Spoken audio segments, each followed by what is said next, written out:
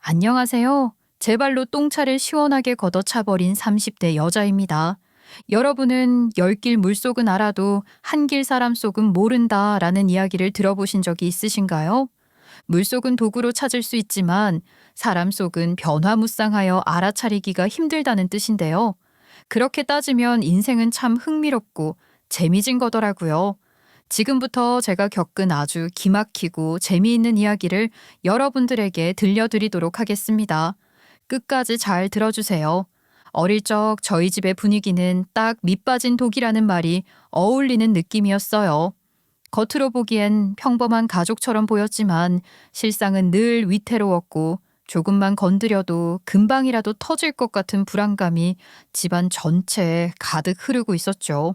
아빠는 매사에 의욕도 열정도 넘치는 사람이었고 엄마는 아빠와는 반대로 아주 이성적이고 차가운 사람이었어요. 누군가 그랬습니다. 차가운 사람과 뜨거운 사람이 만나면 그 에너지가 중화되어 서로 조화를 이룰 수 있다고. 하지만 저희 부모님은 예외였어요. 틈만 나면 싸우기 바빴고 눈을 마주치면 으르렁거리는 것이 일상이었죠. 물론 늘 싸움의 원인을 제공하는 사람은 아빠였습니다. 엄마와 아빠를 보고 있노라면 저 맞지도 않는 상극인 두 사람이 어떻게 만나 결혼을 한 건지 도무지 알 수가 없을 정도였어요. 아빠는 원래 회사에서 인정을 받는 영업사원이었어요. 실적도 나쁘지 않았고 사람들의 인정도 받는 우수한 직원이었지만 그에 안주하지 않고 늘 더 큰 무언가를 꿈꾸던 사람이었죠. 그러던 어느 날 아빠는 사업을 하겠다는 큰 포부를 안고서 잘 다니고 있던 회사에 벼랑간 사직서를 던져버리고 말았어요. 엄마는 충동적으로 행동하는 아빠를 이해하지 못했습니다. 아유, 당신 정신 나갔어. 사업이 네 집 개 이름인 줄 알아? 애들 소꿉놀이 정도인 줄 아느냐고. 사업해서 패가망신한 사람들이 한 트럭이야. 잘 다니던 회사 그만두고 뭐하러 그렇게 힘든 길로 몸을 던지려고 하는 건데. 당신 진짜 나랑 이혼하고 싶어서 안달이 난 거야? 아니 여보, 친정 좀 하고 내 얘기 좀 들어봐. 사업 어려운 건 난 모르는 거 아니야. 근데 나 이번에 어떻게든 성공해낼 거야. 당신이랑 이혼도 안 할 거고 내가 당신 사모님 소리 들으면서 돈 걱정 없이 살게 해줄게. 아이 그러니까 나 한 번만 믿어봐. 어? 아니 사모님 소리 안 들어도 되니까 제발 일 크게 벌리는 짓 좀 그만해. 내가 당신 때문에 수명이 몇 년은 줄어든 것 같다고. 당신, 당신 사업한다고 설치다가 망하면 어떡할 건데? 당신 혼자 책임질 거야? 딸린 식구들도 생각을 해야 할 거 아니야. 아니 어떻게 된 인간이 자기만 생각을 해? 어쩜 이렇게 이기적이냐고. 엄마의 고성에도 아빠는 자신을 한 번만 믿어보라는 말만 할 뿐이었어요. 하지만 그런 자신만만한 행동과는 달리 아빠의 사업은 성공할 줄 몰랐습니다. 청소 사업부터 시작해서 게임 아이템 거래 플랫폼까지 그 어떤 것 하나 손대지 않은 게 없었어요. 하지만 당찬 포부로 시작한 사업은 매번 실패하기 바빴고 야심차게 시작한 것들이 하나둘씩 셔터를 내릴 때마다 빚만 점점 불어나게 됐죠. 잘 다니던 회사를 때려치우고 사업에 전념하다가 망하길 여러 번. 엄마는 그런 아빠를 뜯어 말리고 말리다 빚더미에 나앉아버리게 된 집안 환경에 진절머리가 나신 것인지 아빠와의 이별을 택했어요. 그렇게 저는 10살이 되던 해부터 아빠와 단둘이 살게 되었어요. 엄마는 집을 나가면서 저를 데려가지 않았어요. 이유는 단순했습니다. 제가 아빠를 똑 닮았다는 이유, 그거 하나였어요. 너는 네 애비랑 똑같이 생겨서 정이 안 가. 내 배 아파서 낳은 딸이라 어떻게든 정 붙여보려고 했는데 도저히 안 되겠어. 너무 싫어 정말. 진절머리 나게 싫어. 엄마 그러지 말고 나 좀 데리고 가주면 안 돼? 나는 엄마랑 살고 싶단 말이야. 아빠랑 둘이 살아. 죽이 되든 밥이 되든 뭐가 됐든 제 자식은 굶기진 않겠지. 굶어도 뭐 할 수는 없는 거고. 그러게 누가 네 아빠랑 닮으래? 엄마의 치맛자락을 잡고서 한참 동안 울어도 보고 가지 말라고 애원도 해봤지만 엄마는 정말 어지간히도 제가 싫었던 모양이었어요. 제 손을 잡아주지도 않고 안아주지도 않은 채 실증 난다는 표정으로 등을 돌려 멀어질 뿐이었습니다. 그때 그 시절을 저는 아직도 선명하게 기억하고 있어요.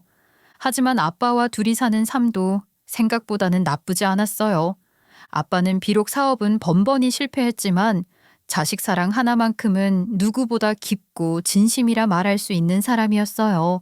공사장 막노동부터 시작해서 대리운전 청소일까지 안 해본 일이 없을 정도로 돈을 벌기 위해 고생했고, 퇴근하고 집에 들어오면 먼저 씻고 나서는 제 밥을 차려주고 피곤한 몸을 이끌고서도 제 이야기를 들어주고 함께 놀아주곤 했어요. 우리 딸 오늘 학교에서 별일 없었어? 수업이 힘들지는 않았고? 아빠 딸을 어느 누가 괴롭힐 수 있겠어? 나 괴롭히는 놈들은 아주 그냥 뼈를 못 추리게 만들어버리지 내가. 그리고 오늘 학교에서 쪽지 시험 봤는데 나 100점 맞았다? 잘했지 아빠. 아야 진짜? 아이 우리 딸은 누굴 닮아 이렇게 똑똑한가 몰라. 아빤 나쁜 사람이 아니었습니다. 그저 열정과 의욕이 과한 사람이었을 뿐이었죠. 바쁜 와중에도 자식인 제게 사랑을 아낌없이 내어주는 아빠를 보면서 저는 사랑이 무엇인지 자연스레 배울 수 있었고, 덕분에 사춘기 한번 제대로 겪지 않고서 바르게 자라날 수 있었어요. 아빠는 저에게 세상에서 가장 든든한 버팀목이었고 제 삶의 기준이 되어주는 사람이었습니다. 그런 환경에서 자라다 보니 저는 자연스레 책임감도 강해졌고 웬만한 일엔 쉽게 흔들리지 않는 성격으로 자라게 됐어요. 친구들과도 스스럼 없이 잘 어울렸고 선생님들한테도 착하고 씩씩하다며 칭찬을 많이 받는 학생이었답니다. 고등학교를 졸업한 후에는 수도권에 위치한 중상위권대학의 경영학과에 입학하게 되었어요. 경영학과를 선택한 이유는 어떤 직업을 가지겠다는 명확한 목표가 있어서가 아니라 괜찮고 안정적인 직장에 들어가기 위해서는 필요한 스펙이 있어야 하고 경영학과가 그 스펙에 딱 걸맞다는 생각 때문이었어요. 대학 생활은 누구보다 평범하게 보냈어요. 술자리도 피하지 않고 적당히 즐기면서 놀기도 했고 도서관에서 밤을 새워서 시험 공부를 하기도 하고 대외 활동과 봉사 활동도 하면서 스펙을 쌓아왔어요. 게다가 방학이 되면 인턴 활동을 하고 이력서에 한 줄이라도 더 추가해서 넣기 위해 바쁘게 움직였죠. 그렇게 4년을 보내고 나서 졸업과 동시에 첫 회사에 입사를 하게 됐습니다. 입사 초반에는 사실 결혼하면 회사를 그만두겠지라는 막연한 생각을 하기도 했어요. 여자들은 대부분 그런 루트를 걸었으니까 말이죠. 하지만 일을 하다 보니 생각이 달라지더라고요. 야, 미연 씨, 대학 무슨 과 나왔다고 했었지? 아, 저 경영학과. 성적이 좋았었지? 보고서가 아주 깔끔하니 마음에 들어. 일 처리도 야무지게 잘하고. 앞으로 이렇게만 하면 정직원 되는 건 아주 시간 문제겠어. 처음으로 듣는 칭찬에 굉장히 뿌듯하더라고요. 성취감도 들었고 내가 누군가에게 도움이 된다는 자각이 점점 저를 변화시키기 시작했어요. 회사에서 일을 하는 하루하루가 보람차게 느껴졌고 회사에서의 저 자신이 그저 자랑스러웠어요. 그렇게 일하는 재미가 붙어가던 어느 날 남자친구를 처음 만나게 됐어요. 남자친구와의 첫 만남은 거래처 미팅 자리에서부터였습니다. 남자친구는 말수가 굉장히 적었고 표정도 잘 드러내지 않는 사람이었는데 이상하게도 자꾸 눈에 띄는 거예요.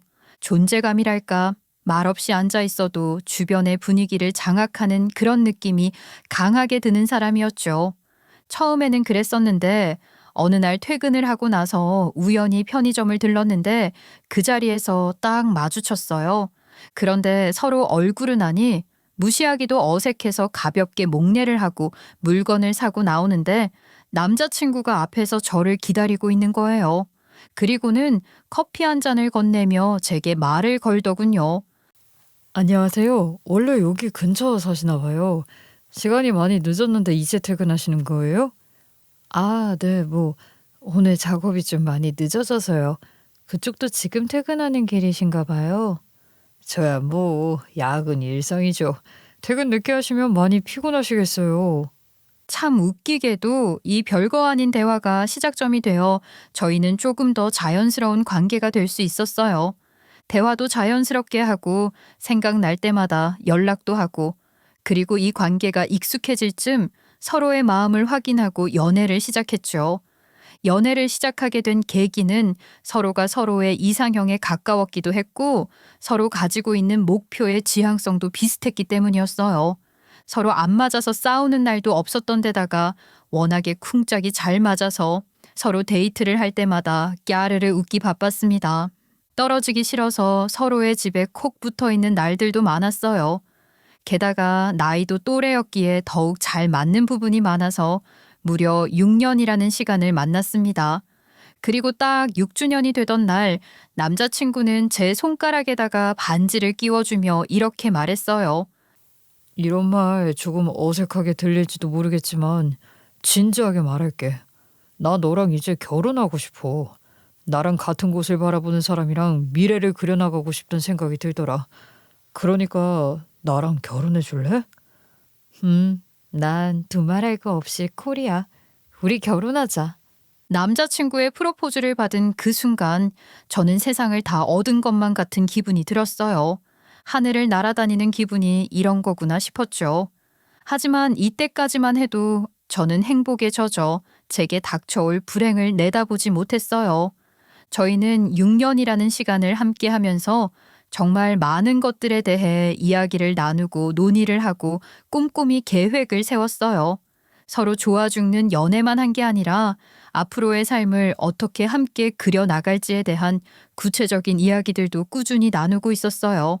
저와 남자친구는 꿈꾸는 방향성이 같았습니다. 그래서 같이 사업을 준비해 보기로 약속했어요. 솔직히 사업이라고 하면 진저리가 나는 것이 사실이었습니다. 무엇보다 가장 가까이에 있는 아빠가 사업을 여러 번 시도했다가 실패한 적이 있었기 때문에 섣불리 시도하는 것이 조금은 걱정스럽기도 했어요. 하지만 아빠는 그런 저를 말리지 않으셨고 되려 적극적으로 응원해 주셨습니다. 어이 딸, 원래 사업이라는 게 말이야. 한번 계획을 하면 엎어지기도 하고 또 그러다가 배우는 것도 있고 그러는 거야. 준비 시작하자마자 바로 결승선에 들어가 버리면 그것만큼 재미없는 일도 없잖아. 그래도 조금 걱정되는 건 사실이야, 아빠. 이러다가 결혼 전에 빚더미에 나아지면 어떡하지? 막 이런 생각도 들고. 아이고, 그런 생각은 나 스스로를 더 망치게 만들 뿐이야. 그런 생각보다는 나는 잘할 수 있을 거다. 잘 해낼 수 있을 거다. 이렇게 응원을 해줘야지. 딸내미, 그 사업이라는 건 말이다. 이 자신감에서 비롯되는 거야. 거기서 성공과 실패가 갈리는 거라고. 그러니까 할 수 있다. 아자아자, 우리 딸내미 파이팅! 유경험자인 아빠의 말을 듣고 나니 은근히 자신감이 딱 붙는 느낌이 들었어요. 참 희한하더라고요. 어쨌든 저희 둘 다 경영학을 전공했기 때문에 한 번쯤은 저희만의 브랜드를 만들어 보고 싶다는 야망이 있었고 그래서 아이템을 발굴하고 여러 시장 조사를 해보면서 어떤 걸 해보면 좋을 것 같다고 6년 동안 꾸준히 대화를 나누기도 했었어요. 어떤 아이템을 해야 성공할 수 있을지, 또 어떤 아이템은 너무 진부해서 실패할 가능성이 큰지를 알아가다 보니 어떤 것부터 먼저 시작해야 할지 갈피가 잡히더군요. 처음엔 막연하게 상상만 했었는데 시간이 흐르면서 조금씩 저희가 생각하던 것들이 현실화되기 시작했습니다. 그리고 결혼을 약속하게 되면서부터 사업 준비가 조금 더 구체적으로 진행이 됐어요. 사랑하는 사람과 뭔가를 구체적으로 준비한다는 건 정말 즐거운 일이 아닐 수 없었어요. 결혼 준비와 동시에 사업자 등록도 진행했고 괜찮은 상권에 위치한 빈 점포도 한 번에 계약을 했습니다. 저희가 가게를 차린 곳은 중심 상권은 아니었지만 유동인구가 많은 주거지 주변이었어요. 어지간한 단골 손님들을 형성하기에는 위치가 아주 좋았죠. 와, 우리 진짜 가게 계약했네. 이제 우리 둘 다 사장님 되는 거야? 그러게. 맨날 말만 하다가 진짜 가게 되니까 꿈만 같아. 여기서 우리의 꿈을 그릴 수 있다는 것도 정말 신기하고. 우리 앞으로 행복해질 일만 남았다. 그지? 그럼 우리 가게는 꼭 성공할 거야. 좋은 손님들도 많이 올 거고 우리는 그 손님들을 위해서 최고의 서비스를 해드리면 되고. 제일 중요한 가게 계약을 끝내고 이런저런 자료들을 정리하면서 사업장 오픈을 앞두고 있던 어느 날 우연히 남자친구의 노트북을 보다가 처음 보는 폴더를 발견하게 됐어요. 이름 없는 폴더였는데 이상하게 눌러보고 싶은 거예요. 폴더를 들어가 보니 파일 이름조차 의미 없는 숫자와 기호로 되어 있어서 더 사람의 호기심을 자극했어요. 한 번도 이런 생각이 든 적이 없었는데 이상하게 그 파일에 마음이 쓰여서 클릭을 해보니 파일 자체에 잠금이 걸려 있더라고요. 대체 무슨 폴더이길래 잠금까지 걸어놓나 싶어서 제 생일부터 시작해 남자친구의 생일도 쳐보고 저희의 기념일도 쳐봤지만 계속 틀렸다는 경고창만 뜨더라고요. 뭐야? 그럼? 이것도 아니고 저것도 아니고? 그런데 정말 신기하게도 생각이 나는 아무 숫자나 두들겼는데 그 숫자가 맞아 떨어져 폴더가 열리게 됐어요. 근데 저는 그 파일을 보자마자 소름이 쫙 돋았습니다. 꽁꽁 잠겨있던 폴더 안에는 저희가 그동안 함께 준비해온 사업 관련 자료들이 정리되어 있었어요. 메뉴 기획안부터 시작해서 마케팅 자료, 상권 분석, 점포 인테리어 도면과 심지어 저희가 아직 논의하지 않은 새로운 메뉴 기획안 파일까지 들어있었어요. 사실 그 자체로는 이상할 게 없었습니다. 이미 다 알고 있는 내용들이었기 때문이었죠. 6년 동안 같이 준비했던 것들이고 이 중에는 남편의 아이디어도 어느 정도 들어가 있었기 때문에 아무 상관은 없었는데 이걸 왜 잠금 폴더로 만들어 놓은 건지 이해할 수가 없었어요. 그래서 그날 밤 남자친구에게 자연스럽게 물어봤어요. 자기야, 오늘 우연히 자기 노트북을 보는데 우리들이 준비했던 폴더들이 비밀 폴더로 백업이 되어 있더라고. 아니 뭐 백업은 당연히 해놓을 수도 있긴 한데 그거 왜 비밀 폴더로 만들어놨는지 물어봐도 될까? 아, 그거? 신경 안 써도 돼. 그냥 혹시나 만에 하나 포맷될 거 생각해서 백업 시켜놓은 것뿐이고 우리 사업 수완들이 다 거기에 들어있는데 그렇게 중요한 파일을 오픈 폴더로 만들어 놓을 수는 없잖아. 혹시 알아? 다른 사람들이 호기심에 클릭했다가 유출이라도 되면 곤란해지는 거잖아. 그래서 그런 거야. 아, 그런 거였구나. 아, 난 또 왜 이걸 비밀 폴더로 만들어 놨나 궁금했지. 남편 말도 일리가 있다고 생각했어요. 중요한 자료라면 백업을 시켜두고 폴더를 잠가두는 게 맞다고 생각했거든요. 그렇게 시간이 흘러 저희는 예정대로 카페를 오픈하게 됐어요. 인테리어에도 최대한 심혈을 기울였고 SNS 마케팅도 다른 곳에 맡기지 않고 직접 진행했어요.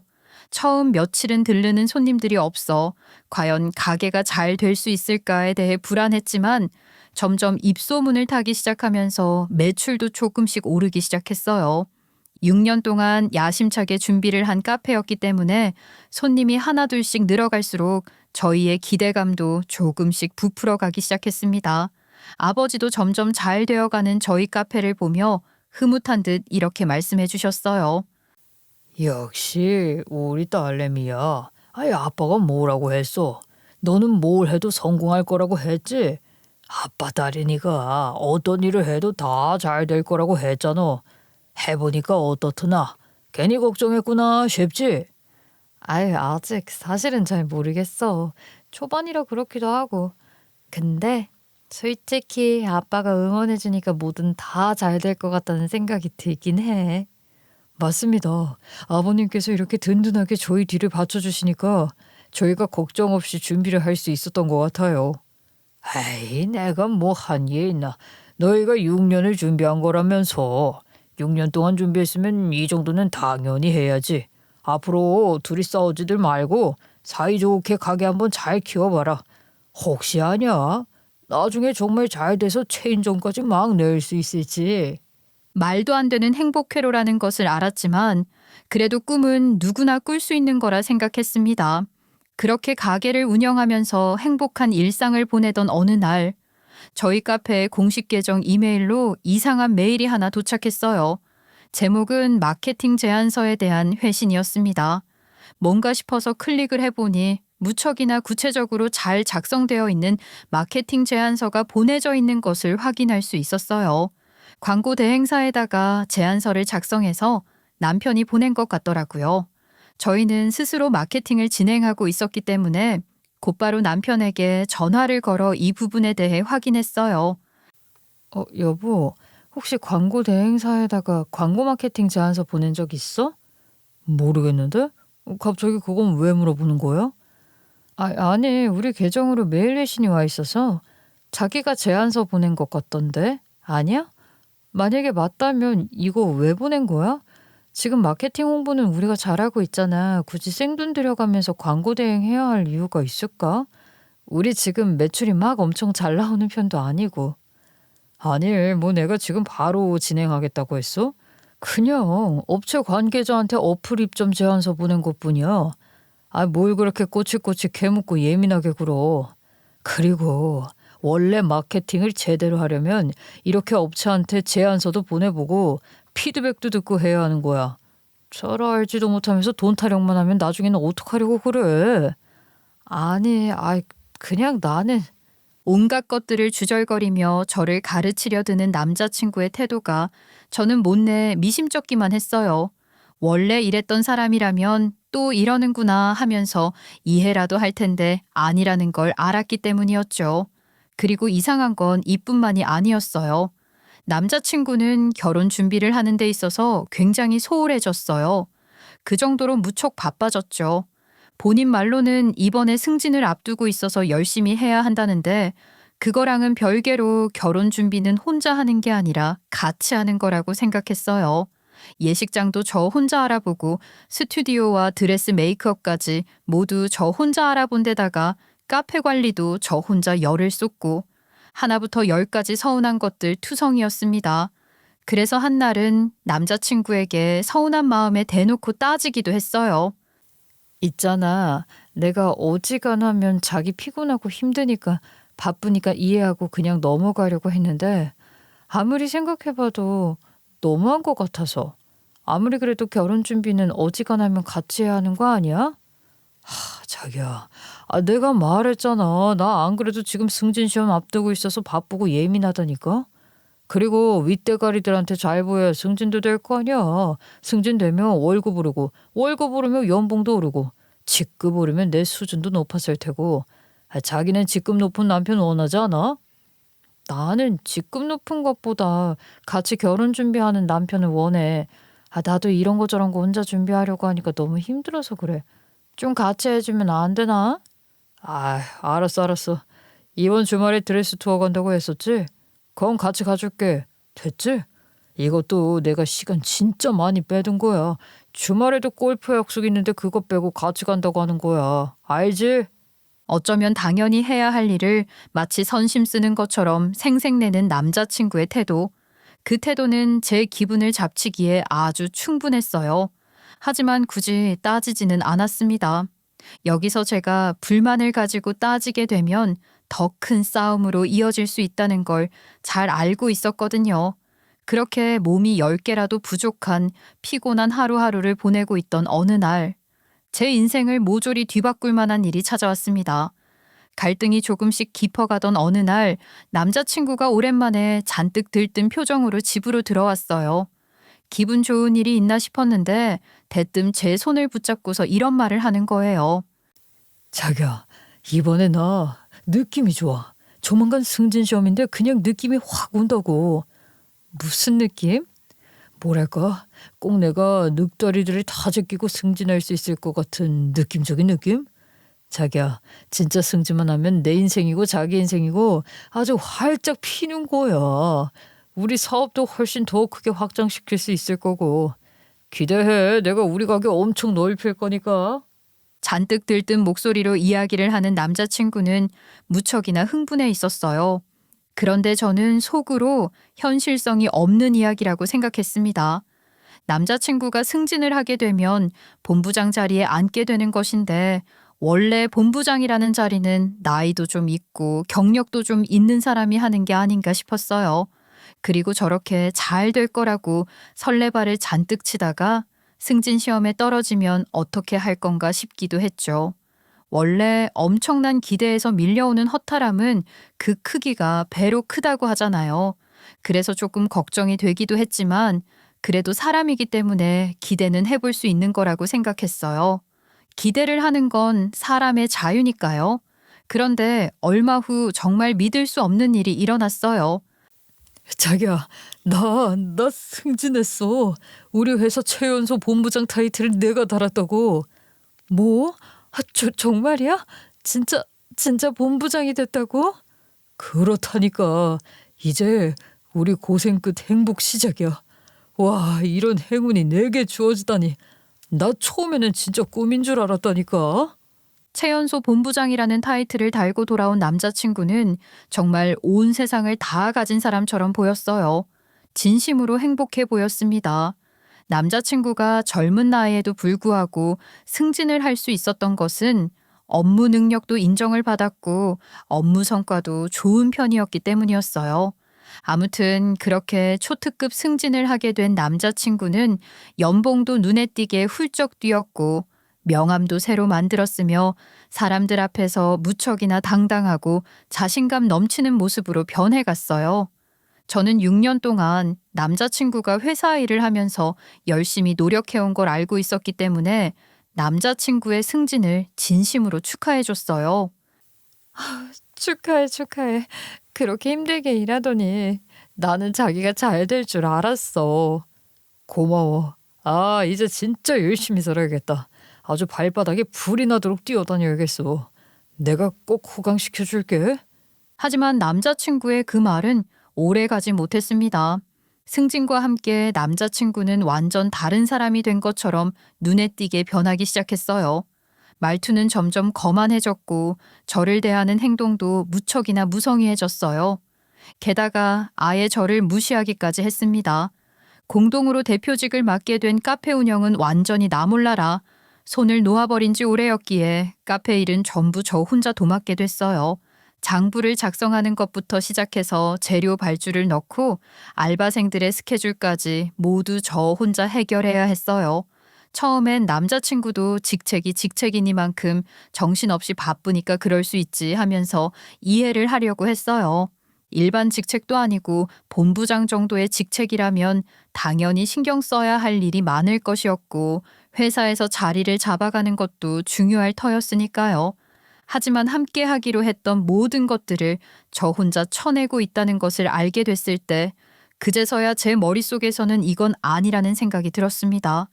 같이 운영하는 가게인 만큼 조금이라도 들여다봐야 하는 게 맞는 거 아닌가 싶었죠. 그래서 참다 못해 예비 시부모님께 조심스럽게 말씀드렸어요. 요즘 들어서 남자친구가 너무 변했고 가게 운영을 하는 것이나 결혼 준비엔 관심이 없는 것 같다고요.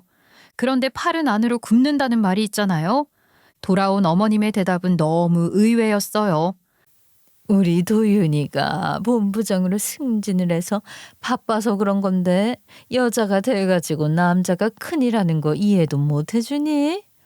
아니, 어머님, 전 하나부터 열까지 다 이해해 주려고 했어요. 근데 승진하고 나서부터 더 심해지니까 그게 속상해서 말씀을 드리는 거예요. 원래 집안의 장남은 모름지기 바깥일에 더 신경을 써야 하는 거야. 그런 거는 여자 혼자서 해도 되는 거 아니겠냐? 게다가 어차피 아직 결혼한 사이도 아니니까 막 그렇게 신경 쓸 필요도 없는 거고. 남자들은 결혼하고 나면 가정의 1순위가 될 수밖에 없으니까 그때까지 네가 이해해라. 이해하라는 그 말이 어쩜 그렇게 가시처럼 쿡쿡 쑤시던지 되려 제가 예민한 사람이 되어버린 것 같은 기분에 민망해지기까지 하더군요. 아빠에게는 솔직하게 말하지 못했어요. 남자친구랑 사이가 좋은 줄 아는데 이런 일이 있다고 말하면 아빠가 신경을 많이 쓰실 것 같았거든요. 그렇게 시간이 흐른 어느 날 평소와 다름없이 회사에서 업무를 보던 중에 카페 알바생에게서 전화가 걸려왔어요. 평소에는 어지간하면 문자로만 연락하던 친구였는데 갑자기 전화가 오니 불안한 마음부터 들더라고요. 아니나 다를까 그 예감은 정확히 적중했습니다. 사장님, 지금 빨리 가게로 나와보셔야 할 것 같은데요? 왜? 무슨 일 생겼어? 커피 머신 고장났니? 아니면 사고라도 났어? 아니요, 그게 아니라요. 가게 매물을 보러 오신 분이 계셔서요. 혹시 사장님, 카페 부동산에 내놓으셨어요? 저는 들은 게 아무것도 없어서요. 처음엔 무슨 소리를 하는 건가 싶었어요. 저는 부동산에 간 적도 없고 가게를 팔 계획도 없었거니와 매물로 내놓은 적이 없는데 가게를 보러 왔다니 상황 파악이 되지 않아서 황급히 알바생에게 손님을 일단 돌려보내 달라고 말하고 업무를 마무리하자마자 반차를 내고 부랴부랴 카페로 향했어요. 도착하니 다행히도 알바생이 찾아온 손님의 명함을 받아놨더라고요. 그래서 저는 그 명함에 있는 전화번호로 곧장 전화를 걸었어요. 그분은 다름 아닌 부동산 사장님이셨습니다. 안녕하세요, 사장님. 저희 카페 매물 보러 오셨다고 저희 알바생한테 전달받았습니다. 근데 저는 카페를 내놓은 적이 없는데 위치 잘못 찾아오신 거 아닌가 해서요. 예? 가게를 내놓은 적이 없다고요? 누구냐. 얼마 전에 어떤 남자분께서 찾아와서 내놓으셨는데 그 카페 공동 사장이시라고 가게를 급하게 팔아야 할 것 같다고 하셨어요. 이 얘기 못 들으셨어요? 공동사장이라는 말에 심장이 덜컥 내려앉는 듯한 기분이 들었어요. 공동사장이라면 남자친구밖에 없었거든요. 부동산 사장님의 말씀대로라면 남자친구가 저의 동의도 없이 저희 가게를 매물로 내놓았다는 것이었습니다. 그것도 아주 저렴한 값에 말이죠. 그래서 저는 매물을 없애달라고 가게를 내놓지 않을 거라고 말을 한 다음 곧바로 남자친구에게 전화를 걸었어요. 그런데 바쁜 건지 일부러 피하는 건지 전화를 받을 때까지 걸어도 끝까지 안 받더라고요. 문자도 마찬가지였습니다. 그렇게 애타는 마음으로 남자친구의 연락을 기다리던 그때 문자 한 통이 도착했어요. 저는 몇 시간 만에 도착한 남자친구의 답장을 보자마자 온몸에 맥이 탁 풀리는 듯한 기분이 들었습니다. 본부장으로 승진하고 나니까 맞선 자리만 30건이 넘게 들어왔어. 우리 파혼하자. 라는 내용만이 딱 와 있었거든요. 처음에는 눈을 의심했어요. 세상에 이런 얘기가 어디 있단 말인가요? 결혼 상대에게 그것도 문자로 파혼을 통보하는 예비 신랑이라니. 게다가 손자리가 들어와서 파혼을 한다는 것 자체도 너무 어이가 없어 헛웃음이 나올 지경이었어요. 그래서 저는 전화를 받지 않고 무개념하게 문자로 파혼을 통보한 남자친구에게 웃으며 답장했습니다. 그래, 좋아. 그런 좋은 자리가 들어왔다면 어쩔 수 없이 파혼 해줘야지. 승진 축하하고. 아참, 승진 축하 선물 곧 니네 회사로 도착할 거야? 좀만 기다려. 라고 말이죠. 저는 남자친구에게 문자를 보낸 다음 어디론가 전화를 걸었습니다. 그리고 나서 다음 날 문자 한 통을 받았어요. 남자친구의 본부장 승진이 취소되었고 회사가 아주 발칵 뒤집혔다는 문자를. 회사가 발칵 뒤집히고 모두가 난리가 났으며 본부장의 승진까지 단박에 취소될 정도로 임팩트 있는 일이 대체 뭔지 다들 궁금하실 것 같은데요. 사실 남자친구는 무능한 인간 그 자체인 사람이었어요. 원래는 그렇지 않았지만 시간이 지날수록 이 사람의 민낯이 보이기 시작하더군요. 틈만 나면 게을러서 놀고 먹고 하는 것이 남자친구의 일상이었어요. 가끔 보면 어쩜 이렇게 일을 날로 먹지? 하는 생각이 절로 드는 사람이었죠. 그래서 어느 날은 남자친구에게 물어본 적이 있었어요. 자기야, 자기는 회사에서도 이렇게 일해? 약간 뭐라고 해야 할까? 좀 편하게 눈치 안 보면서 일하는 타입이야? 그러면 옆에서 누가 터치 안 해? 에이, 요즘 어떤 사람이 편하게 일하는 걸로 터치를 해. 그리고 우리는 유연하게 근무하기 때문에 조금 여유 부리면서 해도 상관없어. 괜찮아, 괜찮아. 그런데 이렇게 놀고 먹기를 좋아하는 사람이 어떻게 실적을 인정받고 승진을 하게 되었는지 궁금하시죠? 이건 바로 모든 것을 다 꾸며냈기 때문이었어요. 본인의 회사 내부 인맥을 활용해서 허위로 계약서를 조작하고 체결시킨 다음 실적을 부풀려서 승진을 하게 된 것이었어요. 한마디로 장기를 잔뜩 부린 것이었고 많은 사람들을 속인 것이었죠. 저는 이 모든 사실을 암암리에 다 알고 있었습니다. 어느 날 남자친구가 집 안에서 누군가와 긴밀히 통화를 하는 것을 우연찮게 듣게 됐거든요. 그렇다니까. 걱정하지 마. 차질 없이 아주 깔끔하게 진행할 테니까. 처음에는 남자친구가 누구랑 통화를 하는 건지 어떤 것에 대해서 대화를 나누는 건지 그 맥락을 파악하지 못했어요. 그런데 시간이 지날수록 남자친구에 대한 모든 진실에 대해 이야기를 해주는 사람이 늘어나기 시작했어요. 남자친구의 회사 동료들 중에서도 저와 친분이 있는 동료들이 몇 명 있었는데 그 동료들도 하나같이 남자친구가 어떻게 회사를 다니고 있는지 또 어떤 행동들을 일삼고 다니는지에 대해 얘기를 해줬어요. 하나부터 열까지 제가 알아들을 수 있도록 모두 다요.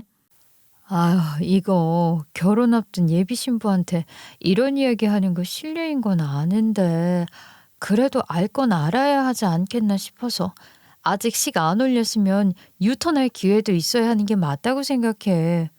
아, 맞아. 세상에 깔끔하고 좋은 사람은 많으니까 결혼하는 거 다시 한번 생각해 봐. 우리는 되도록 안 하는 게 맞다고 생각하거든. 절대로 좋은 사람 아니니까 하루라도 빨리 다시 생각해 보는 걸 추천한다고. 제가 남자친구의 예비 와이프인 것을 알고 있었음에도 불구하고 그들이 제게 남자친구에 대한 이야기를 솔직하게 해줬던 건 남자친구의 실체를 조금이라도 알아차렸으면 하는 마음에 말해줬던 것이었습니다. 참 고맙더라고요. 어떻게 보면 그냥 먼 남일 뿐인데 이렇게 진심으로 제가 도망치기를 바라면서 말을 해주는 것이 저는 그날 이후로 남자친구의 뒷조사를 정말 열심히 하기 시작했어요. 이 인간이 어떤 행동을 저지르고 다니는지 그리고 원래 어떤 사람이었는지 알면 알수록 파헤치면 파헤칠수록 남자친구는 정말이지 최악의 인간이었습니다. 그리고 저의 지인에게도 부탁 하나를 했습니다.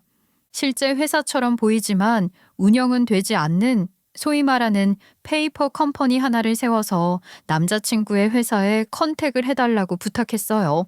남자친구는 영업 사원이었기 때문에 컨택 포인트들을 전문적으로 받는 사람이었기에 저희의 수법은 완벽하게 먹혀들었어요.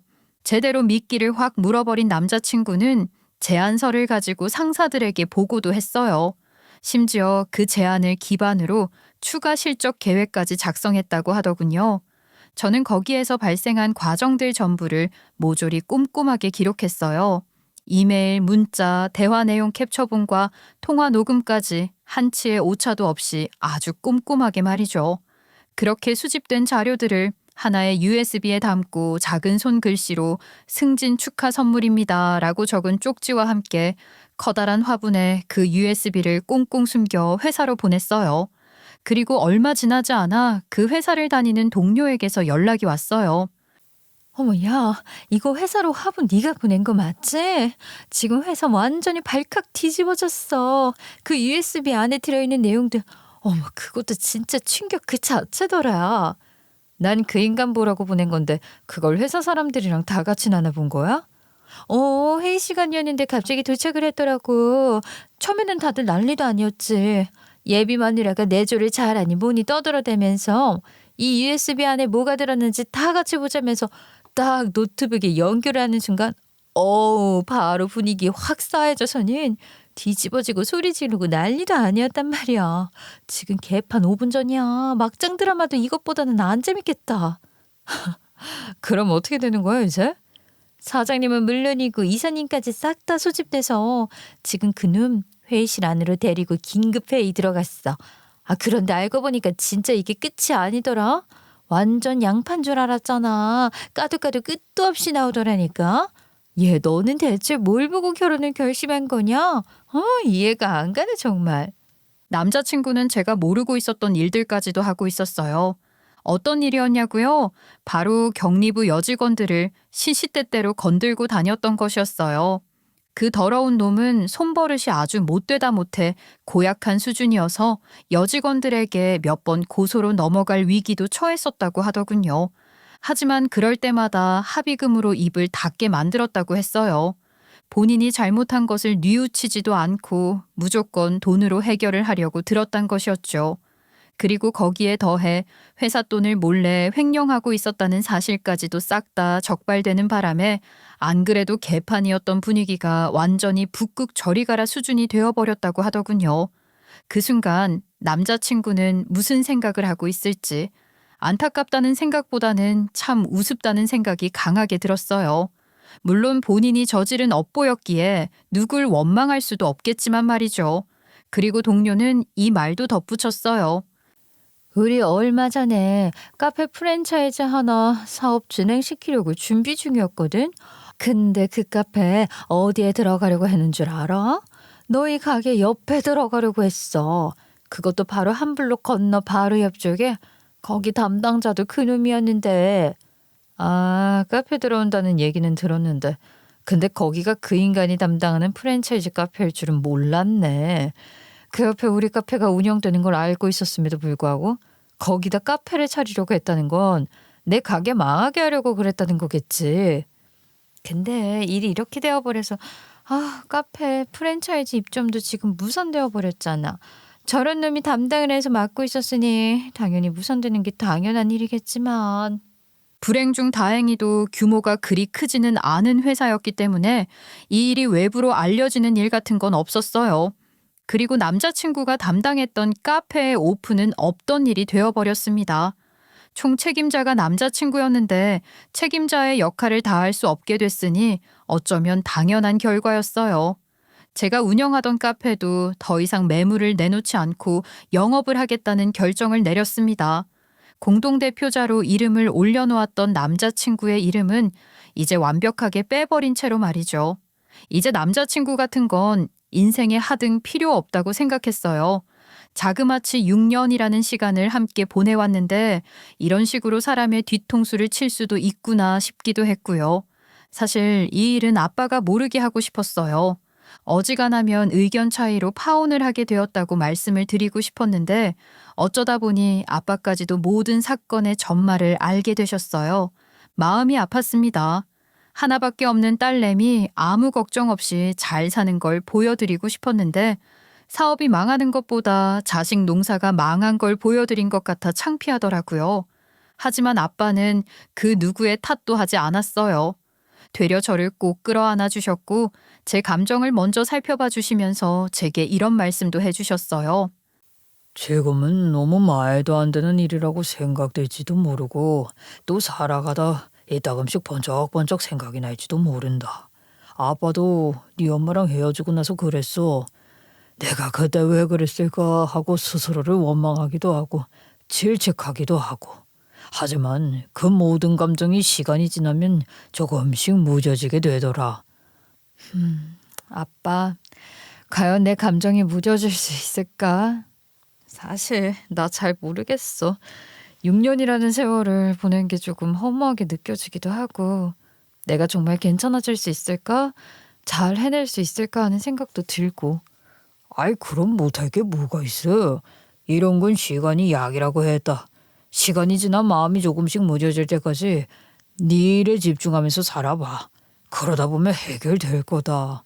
아빠의 말을 듣고 나니 마음에서 어느 정도 정리가 되는 듯한 기분이 들었어요. 아니, 차라리 지금 알게 된 게 참 다행이다 싶었습니다. 나중에 결혼을 하고 혼인신고서에 잉크도 마르기 전에 이 사실을 알게 됐더라면 그때는 파혼이 아니라 이혼이 됐을 테니까요. 평생 꼬리표를 달고 살기 전에 진실을 알게 되어 다행이라 생각하기로 했어요. 그놈은 본부장직에서 하루아침에 끌어내려졌습니다. 그 이후 어떻게 되었느냐고요? 저희 둘 다 완벽하게 입장이 바뀌었어요. 상황이 역전됐다는 말로는 다 할 수 없을 정도로 말이죠. 그 인간은 한순간에 모든 걸 잃어버렸어요. 회사에서 잘 지내던 동료들부터 시작해서 회사 내의 평판도 완전히 바닥을 기게 되었고 무엇보다 직책이 평사원으로 떨어지게 됐습니다. 회사에서는 이 인간의 행동을 괘씸하게 여겨 정직 3개월 처분을 내렸다고 했어요. 3개월 동안 월급 한 푼 없이 꼼짝없는 백수 신세가 된 것이었죠. 그런데 웃긴 게 뭔 줄 아세요? 본부장으로 승진했다면서 사람을 그렇게 무시하고 깔아놓고서는 정직 처분을 당하고 남은 것이 아무것도 없으니 제게 전화를 걸어오더라고요. 제가 그렇게 전화를 걸었을 땐 받아주지도 않았으면서 말이에요. 자기야 미안해. 내가 잠깐 정신이 나갔었나 봐. 그러려고 그런 게 아니라 그냥 사람이 그 권력을 쥐게 되면 조금 거만해진다고 하잖아. 그 맛에 잠깐 동안 취해 있었던 것 같아. 내가 앞으로 자기한테 정말 잘할게. 나한테 한 번만 더 기회를 줄 수는 없을까? 그 말을 듣는 순간 머릿속에서 번개가 번쩍하고 내려치는 것처럼 분노와 어이없음이 동시에 올라왔어요. 사람이 바닥을 친다는 게 어떤 건지 교과서처럼 아주 정직하게 보여주는 것 같았어요. 그 사람은 자기 잘못을 반성하는 것이 아니라 어떻게든 미화하려고 애썼고 자신이 한 행동들에 대해 그저 실수였다고 말했어요. 하지만 그 인간이 모르는 것이 하나 있었습니다. 그건 실수가 아니라 본인 그 자체였다는 사실을 그놈만 모르고 있는 것 같았어요. 자기 중심적인 사고와 책임을 회피하는 것, 그리고 상대에 대한 존중이 조금도 없었던 것. 그건 단순히 실수라고 치부하기는 불가능한 것들이었습니다. 그래서 저는 남자친구에게 단호하게 대답했어요. 미안한데 그건 실수라고 부르는 게 아니야. 원래 네 모습을 보여준 거지. 6년 동안 함께하면서 보여줬던 그 밝은 모습들이 거짓된 모습이고 사람 무시하고 깔보고 낮추고 게으름 피우는 게 원래 자기 본 모습인 거야. 아니야. 나한테 한 번만 만회할 수 있는 기회를 주라. 나 기회 주면 정말 잘하는 놈이야. 알잖아. 내가 어떤 사람인지. 네가 제일 잘할 거 아니야. 내가 너무너무 잘 알지. 그니까 더더욱 기회를 주고 싶지가 않아. 그리고 제발 이렇게 빌 시간에 스스로 자아 성찰이나 좀 해보지 그래? 내가 어쩌다 이렇게 됐는지부터 생각해 보겠다. 나 같으면. 이 말을 내뱉는 순간에도 그놈의 목소리 자체가 역겨워서 구역질이 나올 정도였어요. 제가 정말 필요할 땐 저를 혼자 놔두고 고립시킨 주제에 이제 와서 기회를 달라니 말도 안 되는 소리였습니다. 게다가 예비 시부모라는 사람들도 뒤늦게서야 제게 전화를 해왔어요. 그동안 단 한 번도 제게 따뜻한 말 한마디 건넨 적 없었던 자기 아들 편만 들었던 사람들이었죠. 그런데 이 사람들 역시 제게 앓는 소리를 하며 아들이 잠깐 정신이 나갔었나 보다 이런 이야기를 아무렇지 않게 짓거리더군요.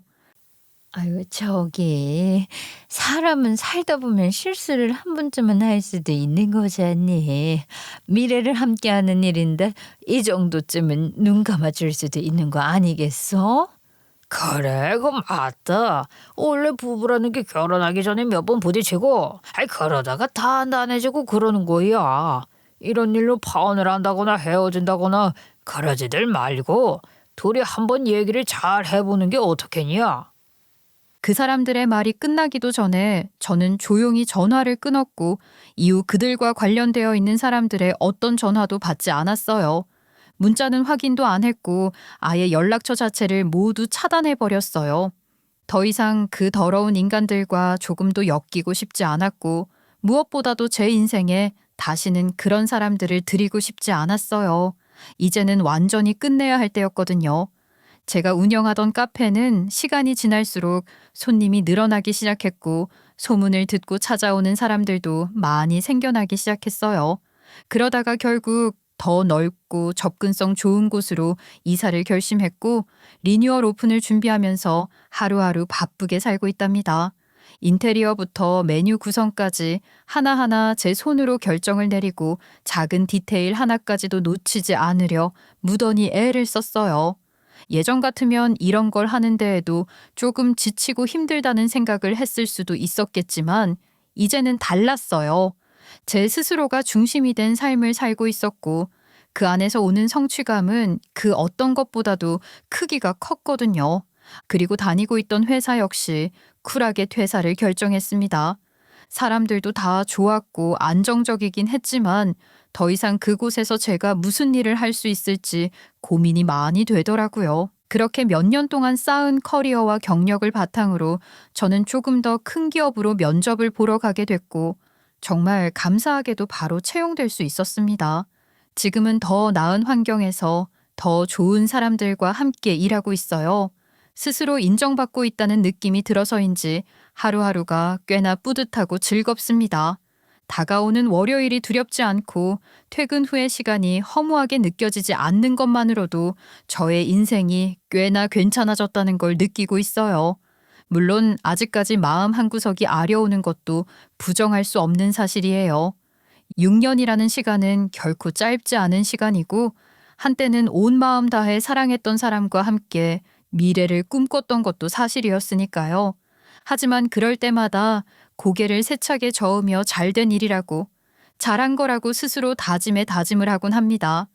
사람들은 가끔 외로움 때문에 혹은 익숙함 때문에 관계를 끊지 못하고 스스로를 갉아먹기도 합니다. 저 역시 그랬던 적이 있었고 말이죠. 제가 이 사람을 이렇게 오래 붙잡고 있었던 것도 어쩌면 그런 감정에서 비롯된 거였는지도 모르겠다는 생각을 해요. 하지만 이번 일은 그런 저에게 커다란 교훈을 안겨줬어요. 절대 자신을 희생하면서까지 누군가를 이해하고 보듬으려 하지 말 것, 그리고 그 사람이 바뀌기를 기대하지 말고 스스로의 삶을 지켜나갈 것, 내 안에 무언가가 무너질 때까지 기다리지 말고 그 전에 단호히 끊어낼 줄 아는 용기를 가질 것, 언젠가 제게 다시 진짜 사랑이 찾아온다면 그때는 저 자신을 더 잘 지켜가면서 사랑할 수 있을 것 같아요. 누구에게도 휘둘리지 않고 스스로를 존중하면서 누군가와 함께할 수 있다면 그게 진짜 성숙한 사랑이 아닐까 싶습니다. 저의 이야기는 여기까지입니다. 끝까지 들어주셔서 감사하고요. 모든 분들의 삶에 행복이 가득하시기를 빌어요.